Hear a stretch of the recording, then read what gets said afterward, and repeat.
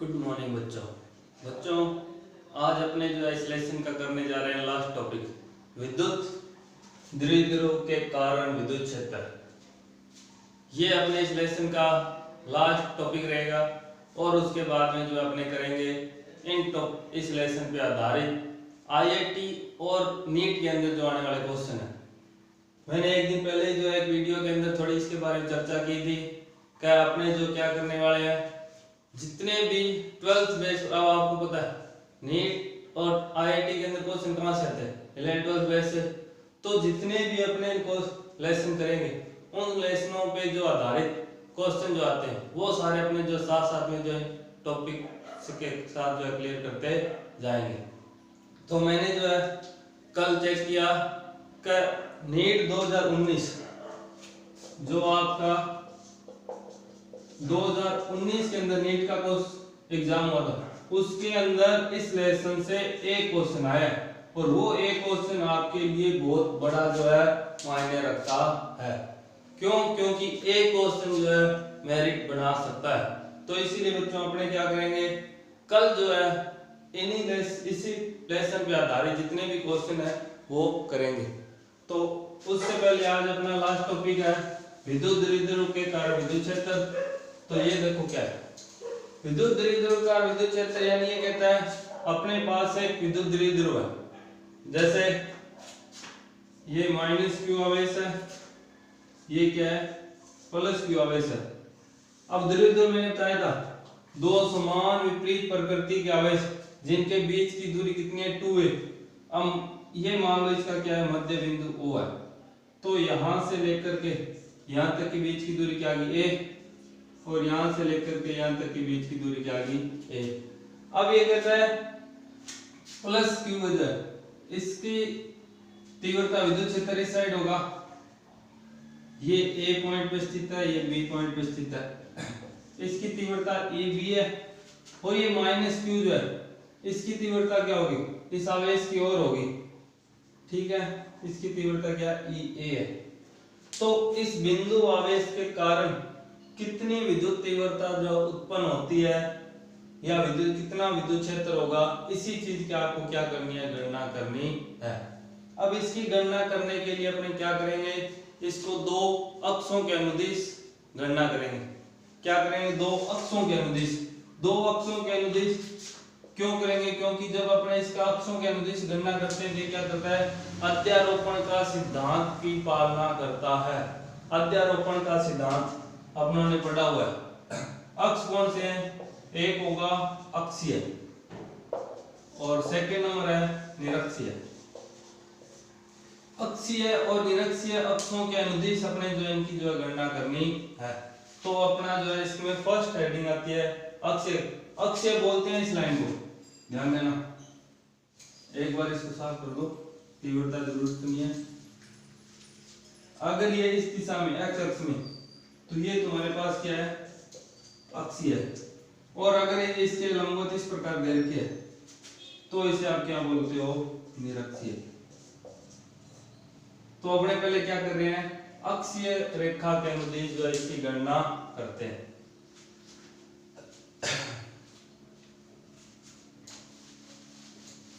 ध्यान रखना कल की क्लास जो है कोई भी मिस ना करें, क्योंकि कल जो है बहुत ही ज्यादा इंपॉर्टेंट और महत्वपूर्ण बात जो अपने करने वाले हैं।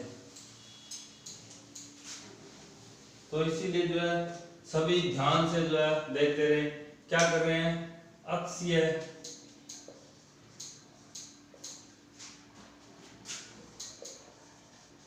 रेखा के अनुदिश विद्युत द्विध्रुव के कारण विद्युत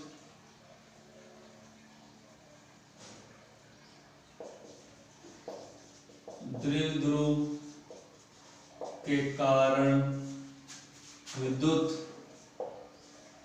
क्षेत्र की गणना।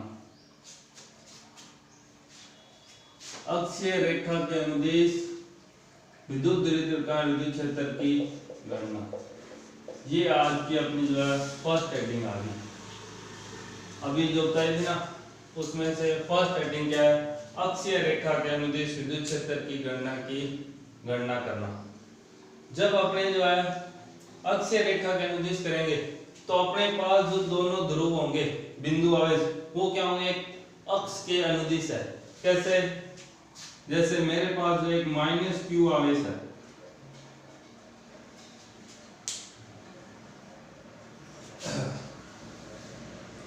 क्या है, एक माइनस क्यू आवेश है ए बिंदु पर, एक यहाँ पे जो है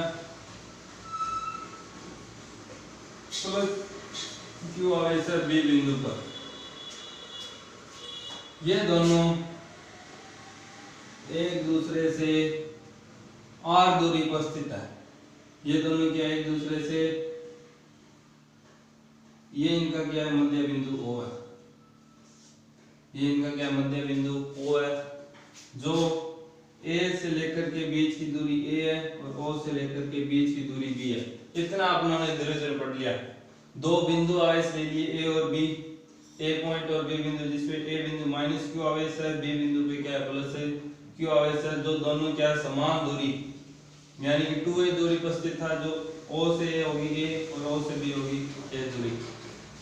अब ये कहता है यहां पर कोई बिंदु पे स्थित है, क्या है, यहां पर कोई बिंदु पे, इसे बोलते हैं मध्य बिंदु। ओ को क्या बोला जाता है, मध्य बिंदु। ये कहता है मध्य बिंदु से आर दूरी पर, यानी कि यहां से लेकर के यहां तक, मध्य बिंदु से आर दूरी पर कोई बिंदु P स्थित है, जहां पर आपको विद्युत क्षेत्र की गणना करनी है। क्या इस B द्वारा जो है कितना बल लगेगा, A द्वारा कितना बल लगेगा, अपने को क्या करना है, उसका परिणामी बल निकालना है। और परिणामी बल किसको फॉलो करता है, अध्यारोपण के सिद्धांत को। तो बात स्टार्ट होती है यहां से, क्या ये कहता है दो बिंदु आवेश है प्लस क्यू और माइनस क्यू, जो ए बिंदु और बी बिंदु पे स्थित है। उन दोनों के बीच की दूरी ए और ए, जिसका मध्य बिंदु क्या ओ है। मध्य बिंदु ओ से आर दूरी स्थित बिंदु पी पर आपको जो है विद्युत क्षेत्र की गणना करनी है। अब ये पी बिंदु है, पी बिंदु पर क्यू बी किस तरफ तीव्रता दिखाएगा, इस तरफ दिखाएगा ई बी। और जो माइनस क्यू जो है ये क्या करेगा, इसकी जो है इस साइड जो है इधर देगा, अपने तीव्रता का दिखाएगा, इस तरफ दिखाएगा ई ए। अब अगर इस तरफ निकालना है तो अपने को इसका क्या करना है, इसको मिलाना पड़ेगा। इसे अपने क्या बोलते हैं, अक्षीय रेखा या अक्ष रेखा के अनुदिश गणना करना कहते हैं। अब गणना कैसे करोगे, गणना करने का तरीका है, पहले अपने क्या लेते हैं, प्लस क्यू आवेश के कारण P बिंदु पर विद्युत क्षेत्र की तीव्रता। ध्यान देना, क्या अपने पास प्लस क्यू आवेश के कारण P बिंदु पर विद्युत क्षेत्र की तीव्रता। प्लस क्यू आवेश का P बिंदु विद्युत क्षेत्र की तीव्रता क्या होगी, EB नाम दिया EB। अब E का फॉर्मूला अपनों ने इससे पहले वाली क्लास के अंदर जो है पढ़ा था, कूलाम के नियम से बिंदु आवेश की गणना। वहां पर जो है कूलाम के नियम बिंदु आवेश की गणना के लिए मैंने E बराबर निकाला था KQ/R² बिंदु आवेश के लिए। यहां पर भी ये दोनों क्या बिंदु आवेश है, बिंदु आवेश है तो तीव्रता क्या होगी KQ/R²। याद रखना, थोड़ा ध्यान देते जाना, बिंदु आवेश की बात हो रही है, बिंदु आवेश की बात हो रही है तो ये भी क्या होगा KQ/R²। K as it is Q plus Q आ गया R² यानी कि दोनों बिंदुओं के बीच की दूरी। अब देखो क्या अपने पास Q से लेकर के P तक के बीच की दूरी है, नहीं है, परंतु अपने पास क्या है OP दी हुई है और OB दी हुई है। अगर मैं OP में से OB घटा दूं तो इतनी दूरी रह जाएगी, तो ये OBP, ये लिख लो बीपी बराबर क्या होगा, ओपी माइनस ओबी, यानी कि आर माइनस ए। तो मैं इसको लिख रहा हूं के क्यू बटे आर माइनस ए का होल स्क्वायर। क्या आ गया, पी बी की तीव्रता आ गई प्लस क्यू आवेश का पी बिंदु विद्युत क्षेत्र तीव्रता कितनी होगी, के क्यू बटे आर माइनस ए का होल स्क्वायर। होगी बात, आगे बात समझ में। अब सेम है जी, क्या होगा, माइनस क्यू आवेश के कारण पी बिंदु विद्युत क्षेत्र की तीव्रता। अब कौन सा लेना है, ए बिंदु वाला। माइनस क्यू आवेश का पी बिंदु विद्युत क्षेत्र की तीव्रता, मैं सिर्फ यहाँ पे इतना लिख रहा हूँ, माइनस क्यू आवेश के कारण, आवेश के कारण। ये एज आगे लिख लेना। क्या हो जाएगा, ई ए बराबर के माइनस क्यू बटे आर स्क्वायर। माइनस क्यों है, क्योंकि क्यू कैसा है, माइनस का है।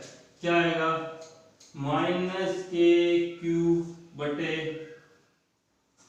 अब आर देखो, आर यानी क्या होती है, दूरी।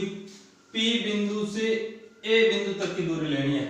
अब सेम वही, अपने पास ये दूरी है और ये दूरी है, तो अगर इन दोनों को जोड़ दें, आर प्लस ए कर दें, टोटल दूरी आ जाएगी।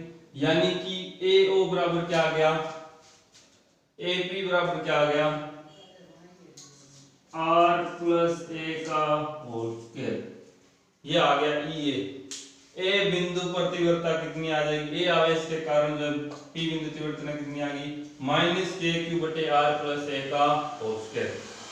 अब परिणामी बल, परिणामी तीव्रता कैसे निकालते हो, परिणामी तीव्रता निकालने के लिए अपन ने पढ़ा था का ये क्या करते हैं, अध्यारोपण के सिद्धांत का पालना करती है।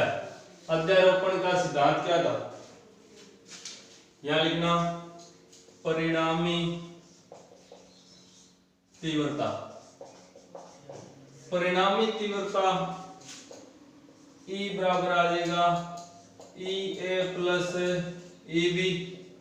ई ए का मान क्या है, माइनस के क्यू बटे आर प्लस ए का whole square, plus E B का मान क्या है, के क्यू बटे आर माइनस ए का होल स्क्वायर। ये प्लस माइनस आगे पीछे कर लो, कोई फर्क नहीं पड़ने वाला। अगर प्लस वाली संख्या पहले लिख लूं, माइनस वाली बाद में लिख लूं, तो इससे इसमें जो कोई फर्क नहीं पड़ता। इधर आपने डायग्राम नोट कर लिया।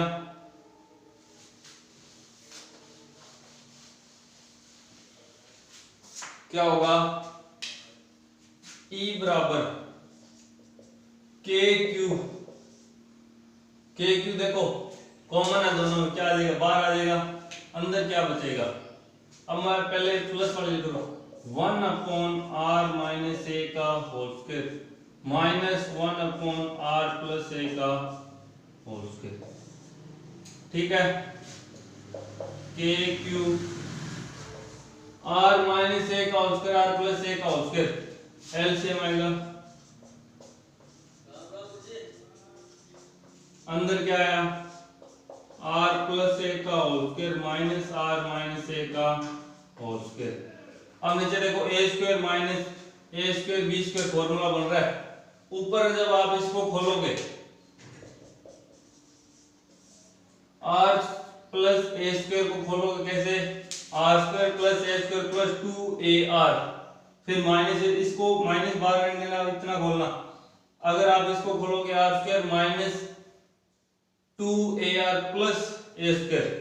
अब इसको जब आपको खोलोगे तो ये तुम्हारे पास अंदर बचेगा 4ar, यानी कि ये सारे चीजें एक दूसरे से क्या हो जाएगी, कैंसिल हो जाएगी। खाली यहाँ पर बचेगा 2ar और इधर बचेगा माइनस का 2ar। ये माइनस इसको क्या कर देगा, प्लस कर देगा, इसलिए क्या आ गया प्लस का 4ar। बाकी सारे आपस में क्या हो जाएंगे, क्रॉस। और नीचे क्या बचा, ए स्क्वायर बी स्क्वायर। ए स्क्वायर बी स्क्वायर किसका फॉर्मूला आता है, ए माइनस बी का होल स्क्वायर, ए स्क्वायर माइनस बी स्क्वायर का होल स्क्वायर बन गया नीचे। अब इसको अगर अपने देखें, के क्यू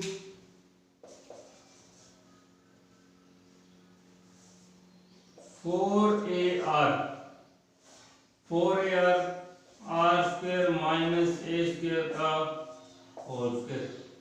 यदि इसको मैं ऐसे लिख सकता हूं, क्या ध्यान देना, किसके बराबर था, E के परिणामी तीव्रता अपने पास चल रही थी KQ4AR। इसको ध्यान देना, क्या लिख रहा हूं, 2K Q into 2AR।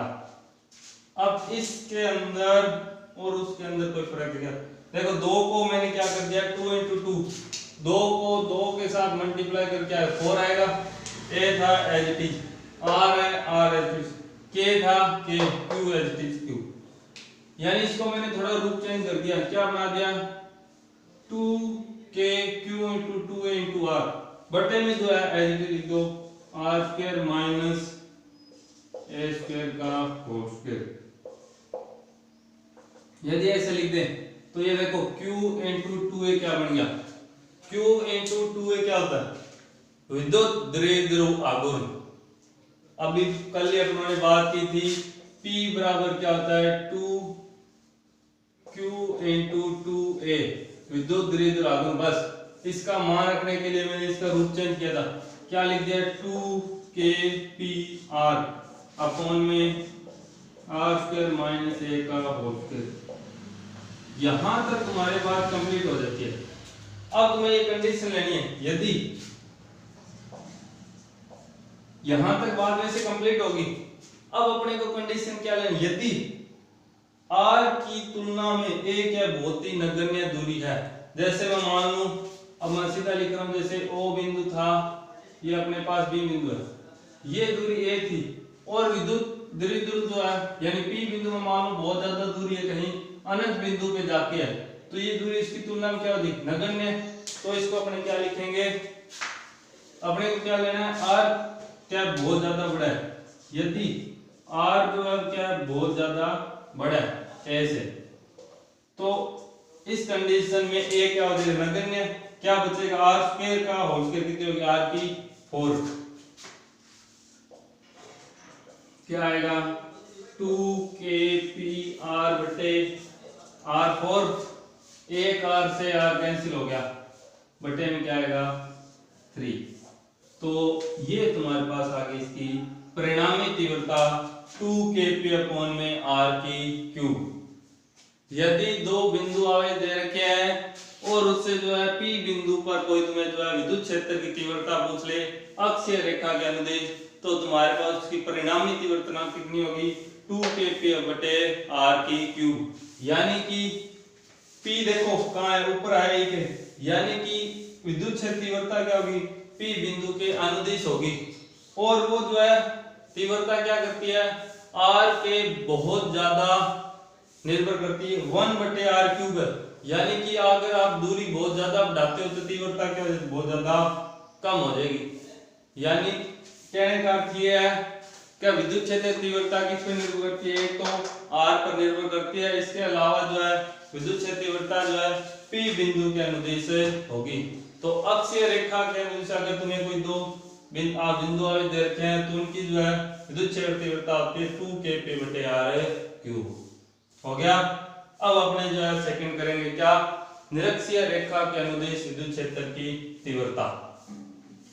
आप लोग जो है इसको साथ साथ में जो है नोट करते रहे, नोट्स बनाते रहे, और जो है मेरे पास एक बच्चे की जो है पता चला कि उसके पास बुक नहीं है, तो मेरे दिमाग में बात आ गई कि एक नहीं ऐसे बहुत सारे बच्चे होंगे जिनके पास अभी 12th क्लास की बुक जो है प्रोवाइड नहीं हो रही। तो पहली बात तो आप लोग जो है ज्यादा टेंशन मत ले, क्यों, क्योंकि यहाँ पर मैं जो है सभी टॉपिक जो है सारे एक साथ जो है क्लियर करा रहा हूँ। प्रत्येक फर्स्ट स्टेप बाय स्टेप अपने जो है सारे टॉपिक कर रहे हैं। इसके अलावा अगर आप चाहो तो जो है मोबाइल के अंदर जो है पीडीएफ के तौर पे भी जो है 12th क्लास की बुक जो है डाउनलोड कर सकते हैं। हाँ, आपको जो है आरबीएससी की साइट पे जो है आराम से मिल जाएगी 12th क्लास की बुक जो है, वहां से भी आप लोग क्या डाउनलोड कर सकते हैं। तो अब अपने पास सेकंड टॉपिक क्या था, निरक्षीय रेखा के अनुदिश विद्युत द्विध्रुव के कारण विद्युत क्षेत्र की गणना। क्या है? निरक्षीय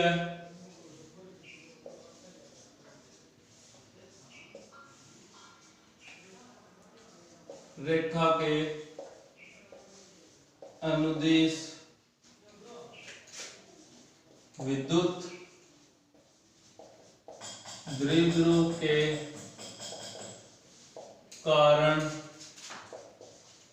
विद्युत क्षेत्र की गणना।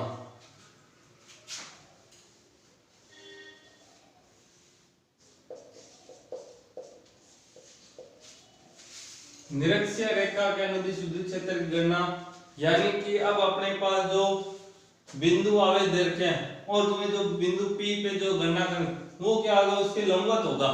कैसे? ध्यान देना, जैसे मान लो ये Q आवेश है, ये बिंदु माइनस Q, और तुम्हारे पास यहाँ पर जो है एक प्लस आवेश दे रखा है B बिंदु पे। ये कहता है ये दोनों तो अपने समान दूरी पे है। कितनी दूरी है इनका? ये कोई मध्य बिंदु आ गया O, ये दूरी आ गई, ये दूरी आ गई। अब जो तुम्हें निरक्ष बिंदु दे रखा है वो बिंदु यहाँ दे रखा है P, यानी इन दोनों आवेशों से क्या लंबवत है, जो दोनों आवेशों से समान दूरी रखता है। कितनी? R दूरी। दोनों आवेशों से क्या है? समान दूरी पर जो स्थित है R दूरी पर, ये R है, ये भी क्या है? R दूरी। अब इस बिंदु पर तुम्हें क्या करनी है? विद्युत क्षेत्र की तीव्रता ज्ञात करनी है। अब इसको मैं क्या करता हूं, इस प्रकार जो एक अक्ष के अनुदिश ऐसे बांट लिया, तो सेम क्या करोगे? प्लस Q आवेश के कारण P बिंदु पर विद्युत क्षेत्र की गणना या विद्युत क्षेत्र की तीव्रता। अब सेम पहले जो हेडिंग डाली थी वैसी हेडिंग क्या है, वैसे मतलब आ जाएगा, क्या आएगा? प्लस Q आवेश के कारण P बिंदु पर विद्युत क्षेत्र तीव्रता। अब देखो प्लस आवेश है, प्लस आवेश है तो इसकी विद्युत क्षेत्र तीव्रता कहाँ होगी? इस साइड होगी। विद्युत क्षेत्र तीव्रता कहाँ होगी? इस साइड होगी, EB इस साइड है। अब तुम्हें यहाँ पर एक चीज और ध्यान देनी है, पहले अपने देख सकते हैं EB क्या होगी? KQ बटे R स्क्वायर, KQ बटे R स्क्वायर। अब देखो R स्क्वायर यानी ये दूरी तो R है, क्या अपने को ये लेनी है क्या? इस बार अपने को ये दूरी लेते हैं तो क्या आ जाएगा? KQ बटे R स्क्वायर। सेम ऐसे अगर अपने देखें माइनस Q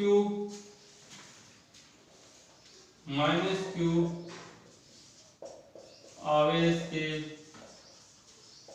कारण विद्युत क्षेत्र की तीव्रता। अब माइनस Q आवेश ही है, P विद्युत क्षेत्र तीव्रता अब इस साइड ही हो जाएगी, इसकी विद्युत क्षेत्र तीव्रता कहाँ आ जाएगी? इसी तरफ आ जाएगी। क्या होगा? EA क्या आ जाएगा? माइनस KQ बटे R स्क्वायर। क्या आ गया? माइनस KQ बटे R स्क्वायर। अब ये माइनस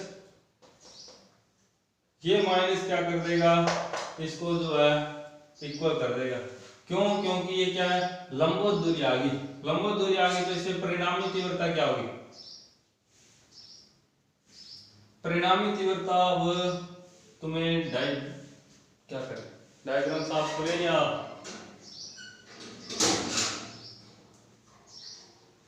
यहाँ देखो एक मिनट थोड़ा, क्या आ गया? परिणामी तीव्रता। परिणामी तीव्रता कैसे निकालते हैं? E बराबर EA प्लस EB, यानी कि EA का मान कितना है? माइनस KQ बटे R स्क्वायर, और प्लस EB का मान कितना है? KQ बटे आर स्क्वायर। यानी कि अगर मैं इसको ऐसे लिख सकता हूं के क्यू बटे आर स्क्वायर बराबर के क्यू बटे आर स्क्वायर। ये है ई ए, ये है ई बी। कहने का अर्थ ये ई ए और ई बी की तीव्रता मान दोनों के आगे बराबर आगे, किसके? परिणामी तीव्रता ई के। ये तीनों मान के आगे बराबर आगे, क्या ई ए किसके बराबर है? ई बी के। अब जब ये ई बी, इसके देखो लंबवत बीच में है पी बिंदु, पी बिंदु यहाँ रह गया, ये इस तरफ है, तो यहाँ पर अपने को क्या लेना है? इसके घटक लेने हैं, कॉम्पोजिशन। आप लोगों ने 11th क्लास में जो है घटक लेने सीखे होंगे। क्या अगर y अक्ष के अनुदिश घटक लिया जाता है, y अक्ष के अनुदिश घटक क्या आता है? अब ये EB है, तो यहाँ पे भी घटक कौन सा आएगा? EB। y अक्ष के अकॉर्डिंग टू घटक कौन सा? sin theta. तो क्या आ गया? EB sin theta. EB एक इधर आ गया, एक इस साइड आएगा, वो क्या होगा? EB cos theta. Minus Q आवेश के कारण तीव्रता थी EA, ये नीचे की तरफ है, इसका घटक भी नीचे की तरफ आएगा, वो क्या होगा? EA sin theta. दूसरा घटक इसी तरफ आ जाएगा, वो क्या है तुम्हारे पास? EA cos theta. ध्यान देना भी बच्चों, थोड़ा सा क्या था, ये दो आवेश थे जिनके बीच में यहां पर बनने वाला कोण क्या था? थीटा। या फिर इसको एक बार छोड़ दिया अपने लोडिंग में, अपने खालीता देख लो। दो आवेश थे, बिंदु आवेश माइनस क्यू और प्लस क्यू, जिसके अंदर क्या है? प्लस क्यू कारण उसकी तीव्रता थी EB। अब ये इस बिंदु से इस साइड तो इसके घटक लेंगे, घटक y अक्ष के अंदर आ जाएगा EB sin थीटा, x अक्ष के अंदर आ जाएगा EB cos theta. Minus Q आवेश के कारण P बिंदु तीव्रता है EA, EA के कारण जो है y अक्ष के अनुदिश घटक आ गया EA sin थीटा और x अक्ष के अनुदिश आ गई EA cos थीटा। अब जब आप लोगों ने परिणामी तीव्रता निकाली तो वो दोनों क्या आगे बराबर आ गई, EA बराबर क्या आ गया? EB। अब EA और EB अगर मान बराबर है तो अपने देखते हैं कि y अक्ष के अनुदिश जो घटक है EB sin थीटा और EA cos sin थीटा, ये दोनों एक दूसरे बराबर है, विपरीत है। EB sin theta, EA sin theta, इन दो EB और EA के मान तो बराबर है, परंतु दिशा क्या है? विपरीत है। बराबर विपरीत दिशा के होने के कारण ये एक दूसरे क्या कर देते हैं? कैंसिल कर देते हैं। y अक्ष के अनुदिश जो है दोनों घटक बराबर विपरीत होने के कारण एक दूसरे क्या कर देते हैं? कैंसिल कर देते हैं। परंतु x अक्ष के अनुदिश जो घटक है वो एक दूसरे क्या करते हैं? जोड़ करते हैं, वो उसकी क्या होगी? परिणामी तीव्रता होगी। सदिश योग के बराबर होगा, वो उसकी क्या होगी? परिणामी तीव्रता होगी। तो अब तुम्हें इसके आगे क्या करना है? ये जो मैंने बात बोली थी, इतनी बात लिखनी है। क्या? y अक्ष के अनुदिश घटक बराबर विपरीत होने के कारण वो एक दूसरे को जो है निरस्त कर देते हैं, अर्थात परिणामी तीव्रता x अक्ष के अनुदिश घटकों के सदिश योग के बराबर होगी। अब अपने को यहां ये देख लिखना है, सदिश योग के बराबर होगी।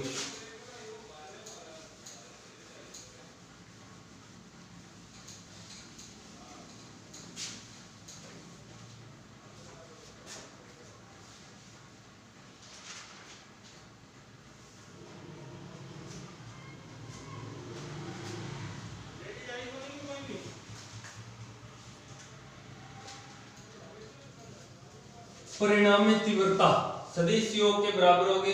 सदिश योग यानी कि E बराबर यहां लिख लो चाहे x अक्षों के अनुदिश घटक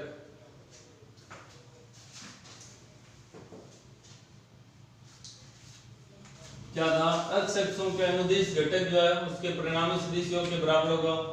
x अक्ष के पास अपने पास घटक है E बराबर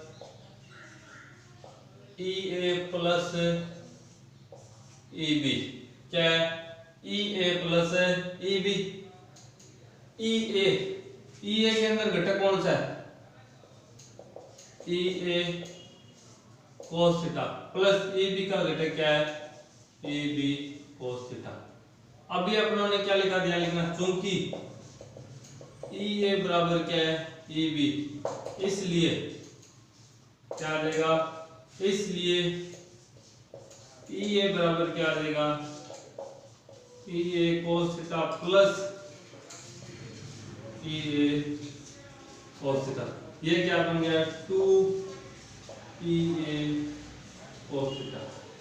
अब तुम्हें पहले cos थीटा की वैल्यू निकालनी है, क्या आएगा cos थीटा बराबर क्या होगा, कोई मर्जी त्रिभुज ले लो, कोई फर्क नहीं पड़ने वाला। अपने जो है त्रिभुज ले लेते हैं, कौन सा त्रिभुज बीओपी, पीओबी में अगर आप त्रिभुज लेते हो पीओबी में तो cos थीटा बराबर क्या होता है, cos थीटा बराबर क्या होता है, आधार बटे कर्ण, आधार क्या है ए, कर्ण क्या है आर, क्या आ गया ए बटे आर, cos थीटा बराबर क्या आ गया ए बटे आर। ये वैल्यू यहां रखो, क्या होगा ई बराबर 2 ई ए बटे आर। अब ई ए की वैल्यू रख दो, क्या करना है ई ए की वैल्यू रखनी है, ई ए की वैल्यू रखते हैं, ऊपर से साफ करता जा रहा हूं मैं।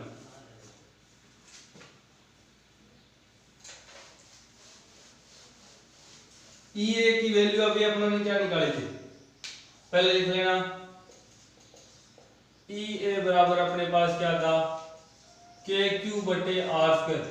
अब तुम्हें आर का मान रखना है, आर अपनों ने सीधा डायरेक्ट ये नहीं लेना, आर क्या लेंगे अब, आर तुम्हारे पास क्या हो जाएगा R plus A, R plus A क्यों, क्योंकि देखो लंबवत दूरी लेंगे, ये वाली क्या होगी, ये वाली पीओ दूरी लेनी पड़ेगी आपको। अगर इस दूरी को लेना है, कर्ण स्क्वायर बराबर क्या होगा, जैसे ये त्रिभुज अभी लिया था पीओबी में, पीओबी में अगर अपने पीबी का मान निकाले तो कर्ण स्क्वायर बराबर क्या होता है, आधार स्क्वायर प्लस लंब स्क्वायर, आधार स्क्वायर बराबर आधार स्क्वायर प्लस लंब स्क्वायर, यानी कि आधार अपने यहां लिख लेना चाहिए, आर बराबर क्या होगा आधार स्क्वायर, यानी कि R square plus A square.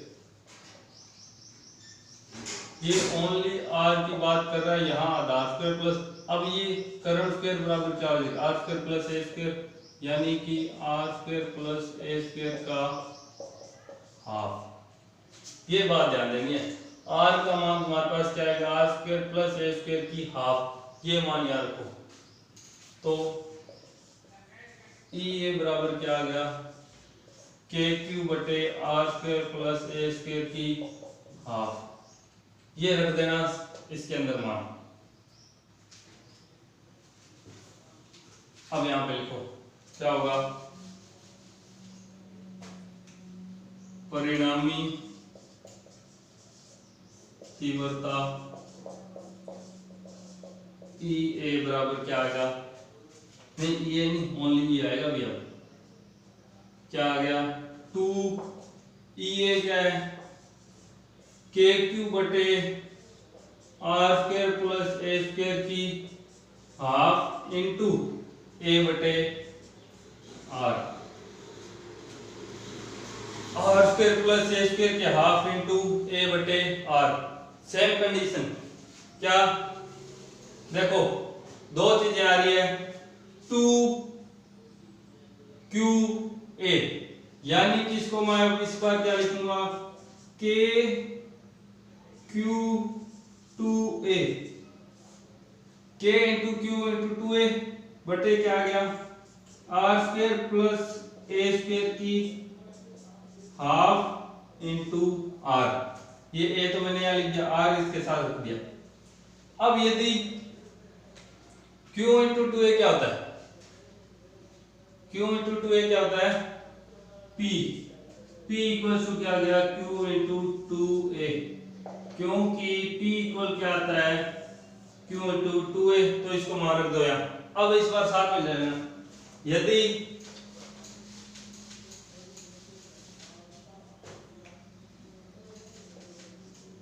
r क्या है बहुत बड़ा a से, r क्या है बहुत बड़ा o से, यानी कि ये वाली दूरी क्या है बहुत कम है किसकी तुलना में, r की तुलना में। जैसे ये बिंदु मान लो कहीं अनंत पे p बिंदु, कहीं अनंत के ऊपर की ओर है, तो ये दूरी बहुत कम हो जाएगी। इसलिए मैंने क्या लिख दिया, आर क्या है बहुत बड़ा ए से हो तो क्या आ जाएगा, ई बराबर आ जाएगा के पी बटे ए स्क्वायर को छोड़ दो, नगण्य हो गया, क्या बचा आर स्क्वायर की हाफ और एक आर इधर है, क्या होगा आर स्क्वायर की 3/2, 1/2 और एक क्या हो गया 3/2, इसको क्या लिख सकते हो के पी बटे आर क्यूब, क्या ई, कब निरक्षीय रेखा पे, ये तुम्हारे पास इसकी परिणामी तीव्रता आ गई कितनी, के पी बटे आर क्यूब, क्या आ गई के पी बटे आर क्यूब। ये कहता है जब बात निरक्षीय की हो, यहां लिख लेना, जब बात किसकी है निरक्षीय की है तो के पी बटे आर क्यूब के बराबर होगी, जब बात अक्षीय की आती है तो वहां पे क्या आता है 2 के पी बटे आर क्यूब। तो यहां पर भी जो है परिणामी तीव्रता जो वो पी रेखा के अनुदिश से विपरीत दिशा में होगी, यहाँ पे क्या होगी परिणामी दिशा पी दिशा के परिणाम बराबर विपरीत दिशा में, और दूरी के यहाँ पे भी क्या होगी घटेगी बहुत ज्यादा, परंतु आपको यहाँ पर एक संबंध लिखना है, क्या ई निरक्षीय बराबर होता है ई, एक मिनट क्या होगा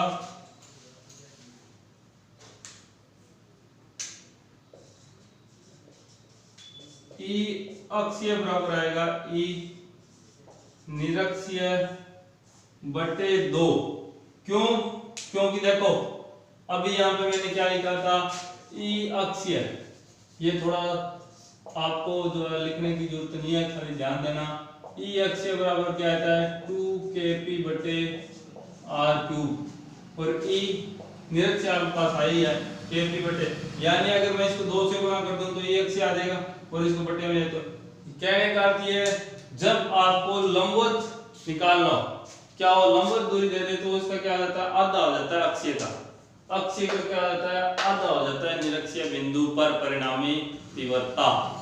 तो यहाँ पर बच्चों आपके पास जो है बात कंप्लीट होगी, अक्षीय और निरक्षीय रेखा पर अगर आपको परिणामी तीव्रता निकालनी तो अपने किस प्रकार जो इसको सोल्व करेंगे।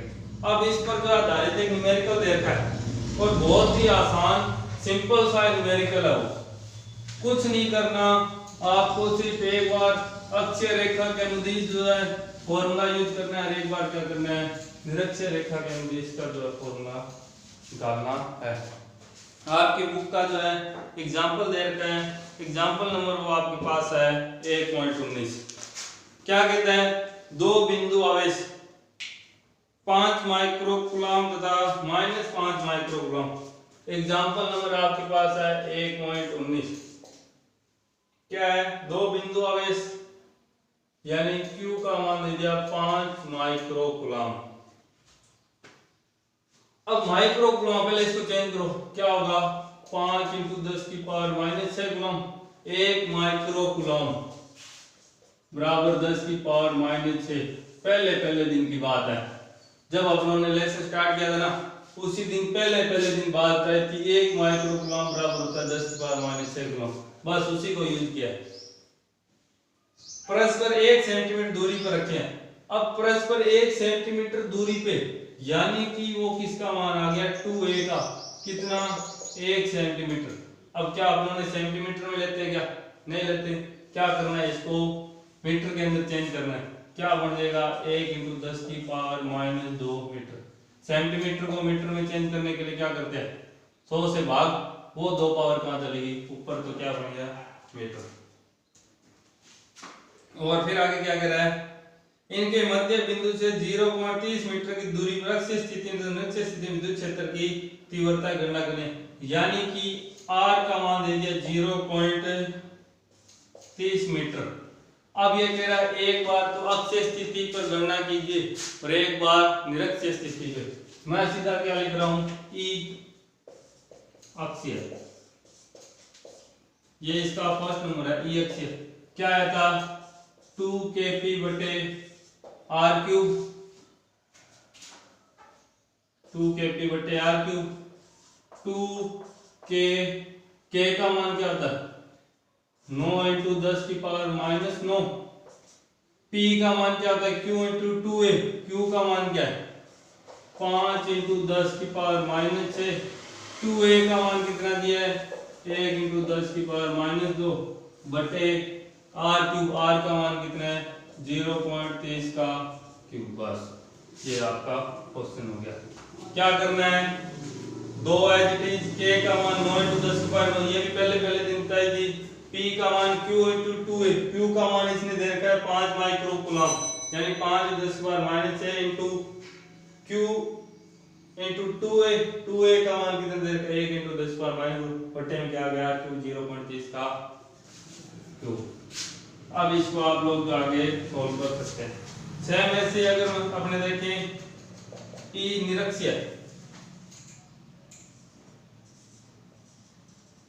निरक्षीय की बात करते हो तो वो क्या आया था kp बटे r क्यूब।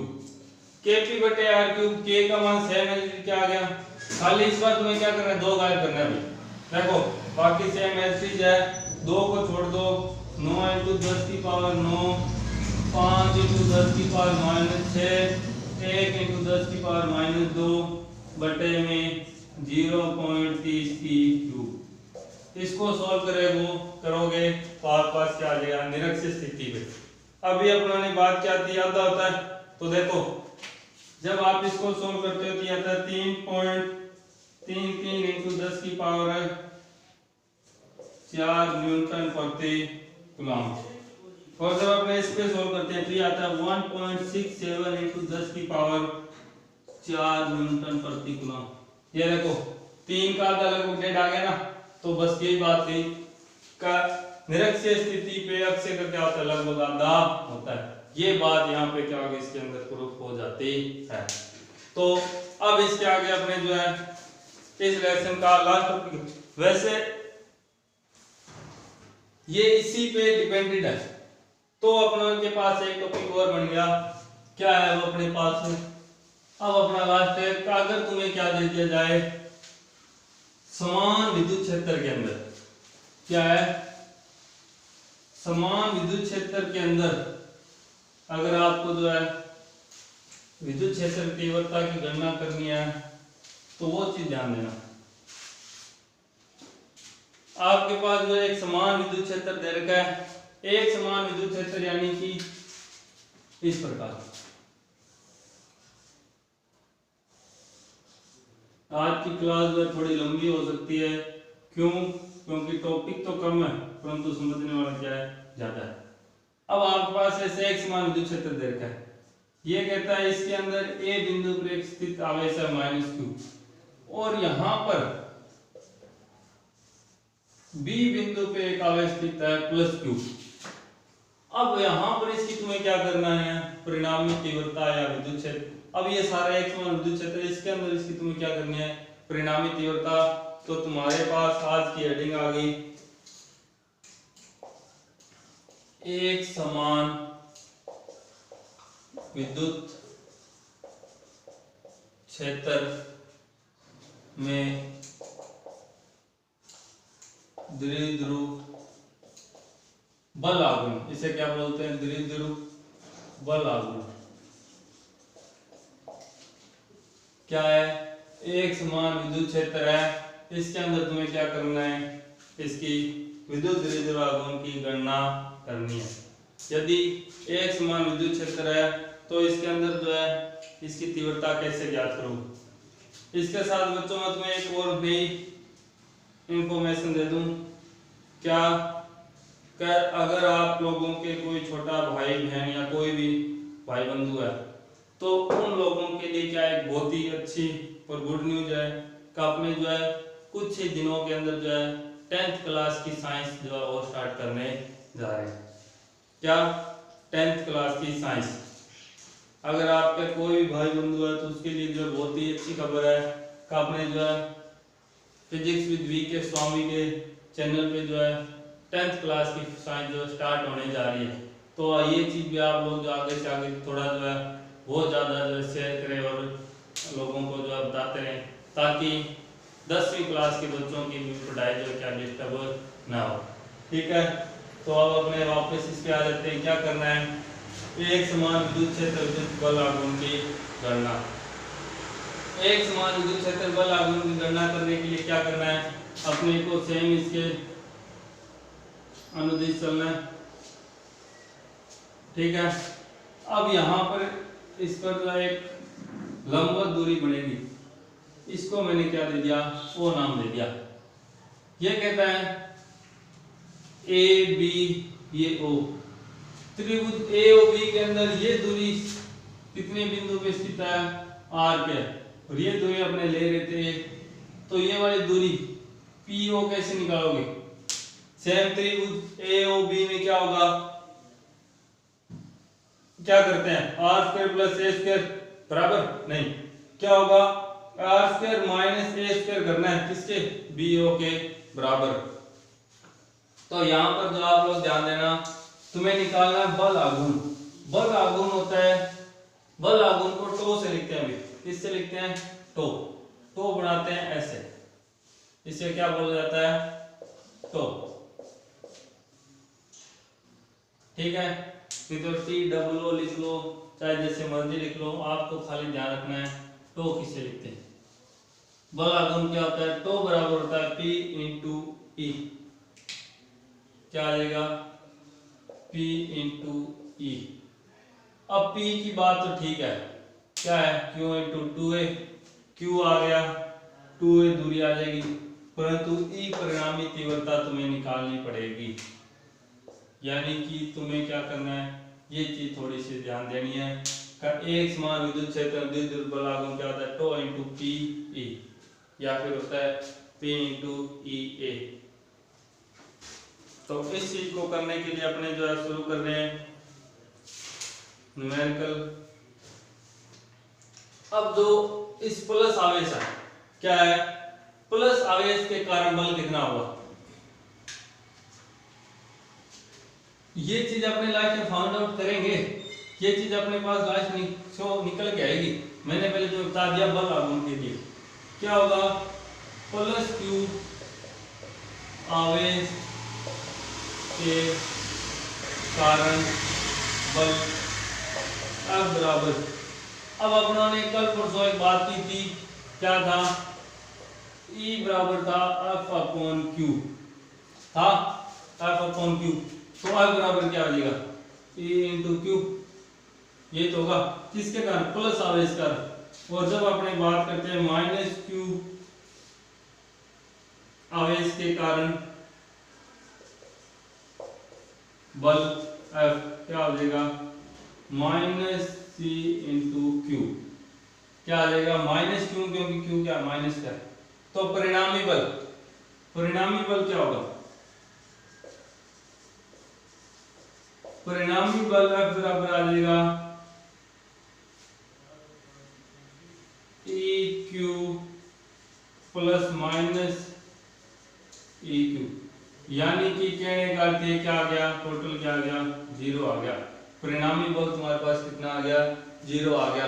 परिणामी बल अगर 0 आ गया तो बल आघूर्ण क्या होता है, तीव्रता के बराबर है। अब तीव्रता तो तुम्हारे पास कितने आ गई, 0। तो इसको अपने क्या करेंगे, बल आघूर्ण यानी F और इन दोनों के बीच की लंबवत दूरी क्या होगा, बल और इन दोनों के बीच की लंबवत दूरी।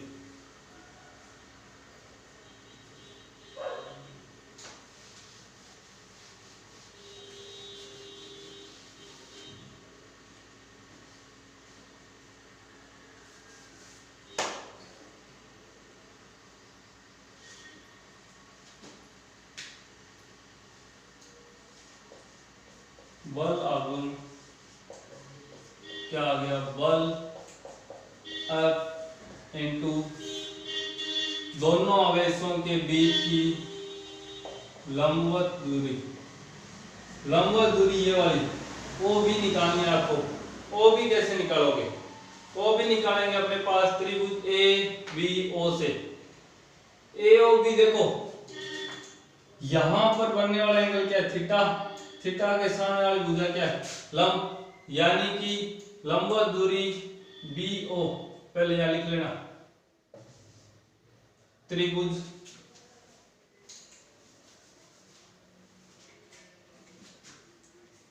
त्रिभुज ए ओ बी में, त्रिभुज ए ओ बी के अंदर क्या होगा, बी ओ बराबर हो जाएगा साइन थीटा। साइन थीटा क्या होता है, लंब बटे कर्ण। लंब यानी तुम्हारे पास आ गया साइन थीटा, लाल बटा कक्का, लाल बटे कक्का यानी कि लंब बटे कर्ण।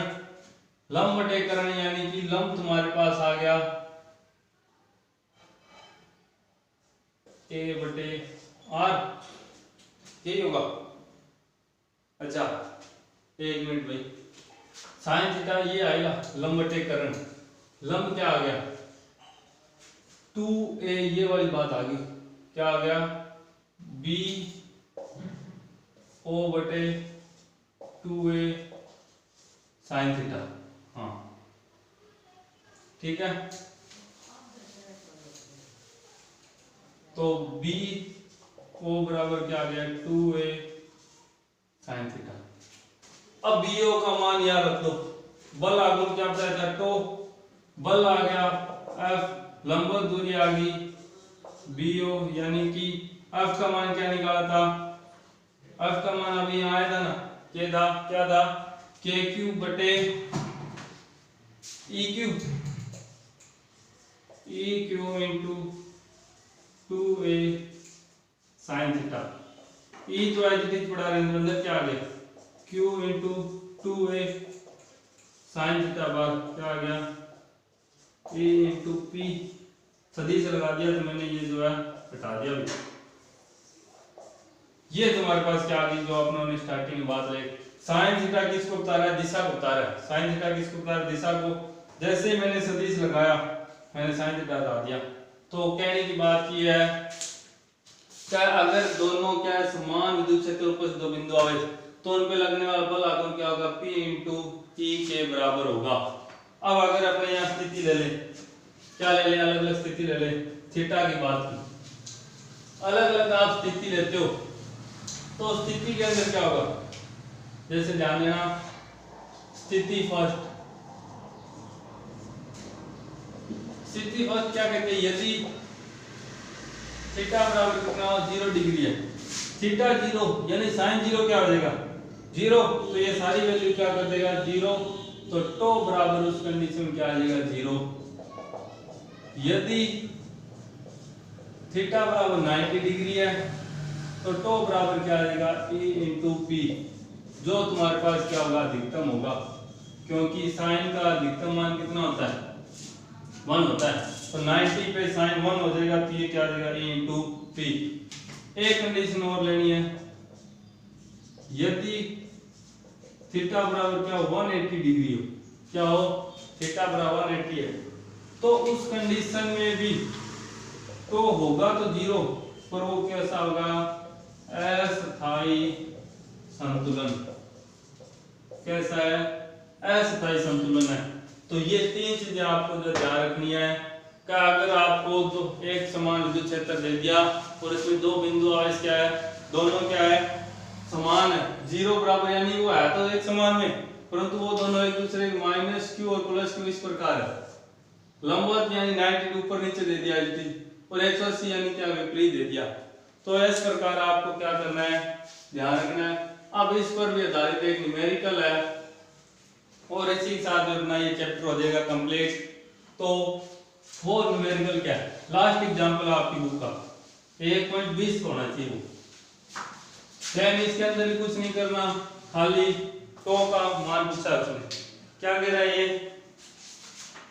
ये कहता है दो आवेश plus minus 1000 micro coulomb.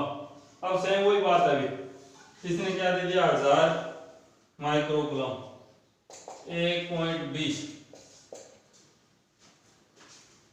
Q बराबर बोल रहा है 1000 माइक्रो कूलम।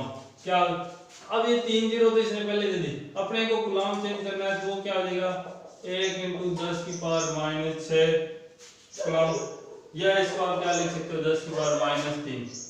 1000 को क्या लिख सकते हैं 10 की पावर -3, जैसे इस बुक में क्या लिखा है 10 की पावर -3 कूलम। बात एक ही है, मैंने 1 को ऐसे लिख दिया, इसने 10 की पावर -3 को यानी 1000 को पहले जो इसने 3 के अंदर इक्वल कर दिया।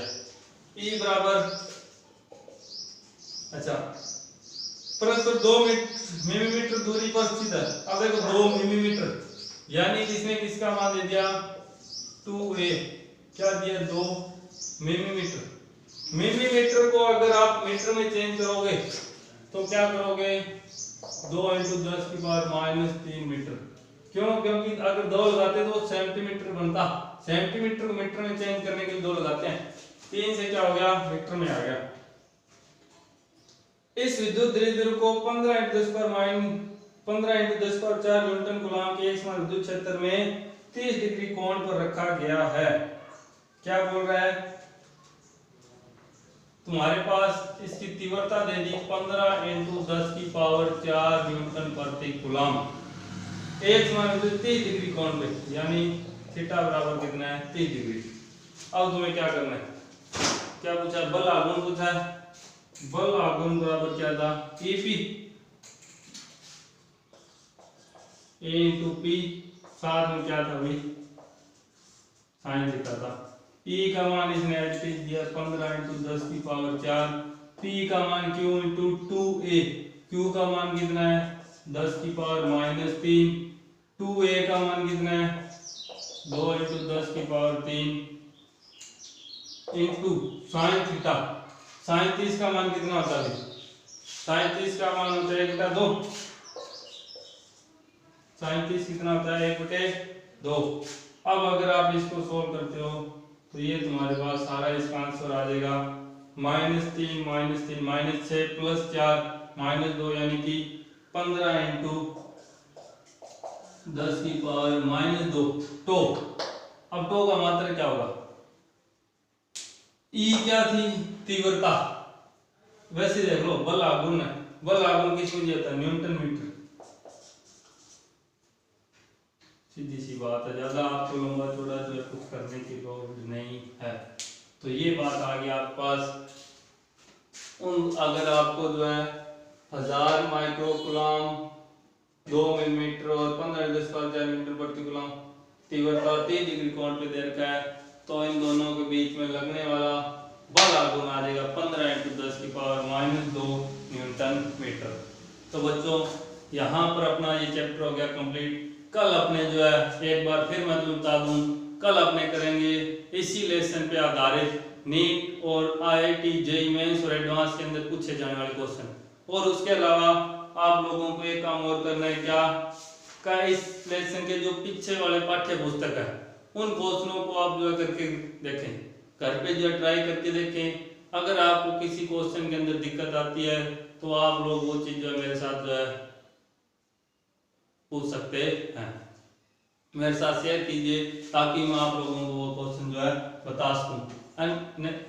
ओके बच्चों, पढ़ते रहना। Goodbye, good luck.